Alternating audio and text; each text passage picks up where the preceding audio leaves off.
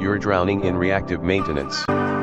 If it feels like you can't escape the constant loop of firefighting asset problems and reactive maintenance ruling your maintenance team's activities, then it's time for a change.